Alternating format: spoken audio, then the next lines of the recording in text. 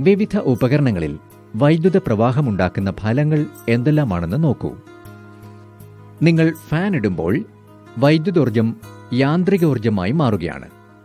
അങ്ങനെ ഫാനിന്റെ മോട്ടോർ പ്രവർത്തിക്കുകയും ലീഫുകൾ കറങ്ങി കാറ്റ് ലഭിക്കുകയും ചെയ്യുന്നു. ലൈറ്റ് ഇടുമ്പോൾ വൈദ്യുതോർജ്ജം പ്രകാശോർജ്ജമായി മാറുന്നു.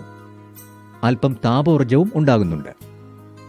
മൊബൈൽ ഫോൺ ചാർജ് ചെയ്യാൻ ഘടിപ്പിക്കുമ്പോഴോ ഇവിടെ വൈദ്യുതോർജ്ജം രാസോർജ്ജമായി ബാറ്ററിയിൽ ശേഖരിക്കപ്പെടും. പിന്നീട് ഈ രാസോർജ്ജം തിരികെ വൈദ്യുതോർജ്ജമായി ഫോണിനെ ദീർഘനേരം പ്രവർത്തിപ്പിക്കും.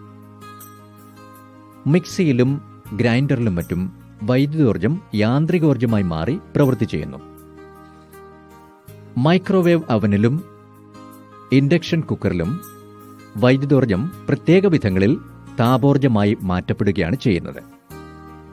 വീടുകളിൽ മാത്രമല്ല, വ്യവസായശാലകളിലും കടകളിലും പെട്രോൾ പമ്പിലും എന്നുവേണ്ട നമുക്ക് ചുറ്റും എല്ലായിടങ്ങളിലും വൈദ്യുതിയുടെ വിവിധ ഫലങ്ങൾ പ്രയോജനപ്പെടുത്തിയാണ് പ്രവർത്തനങ്ങൾ